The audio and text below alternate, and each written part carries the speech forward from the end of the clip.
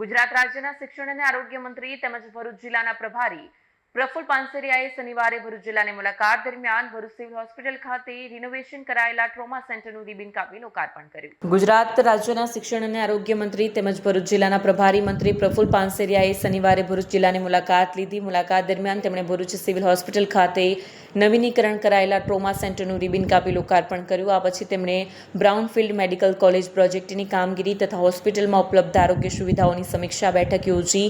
આ પ્રસંગે ધારાસભ્યો, જિલ્લા કલેક્ટર, આરોગ્ય વિભાગના ઉચ્ચ અધિકારીઓ તથા મેડિકલ કોલેજ અને હોસ્પિટલના વરિષ્ઠ સ્ટાફ ઉપસ્થિત રહ્યા.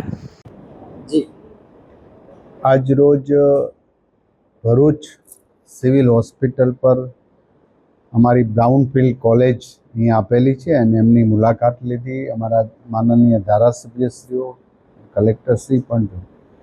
ગુજરાતની અંદર ગ્રીનફિલ્ડ અને બ્રાઉનફિલ્ડ જે કોલેજોની સાથે ટાઈપ કરીને સિવિલ ખૂબ સરસ રીતે અહીંયા ગરીબ દર્દીઓ માટે એક આશીર્વાદરૂપ જેવું ગવર્મેન્ટનું સુંદર આયોજન દ્વારા પીપીપી મોડલ પર કામ થઈ રહ્યું છે. તો દરેક જિલ્લાની અંદર ગ્રીનફિલ્ડ અને બ્રાઉનફિલ્ડ જે કોલેજો અમે સરકાર સાથેની ટાઈપ કરી છે એ બધી જ જગ્યાએ ખૂબ સારી સવલત અને બધી જ પ્રકારની સવલત અહીંયા પ્રાપ્ત થાય એ હેતુસર ભરૂચની આ બ્રાઉનફિલ્ડ કોલેજ સાથે ટાઈપ સિવિલ હોસ્પિટલનું થયું છે, જે સેવાના હેતુસર અને ગરીબ દર્દીઓ માટે આશીર્વાદરૂપ છે.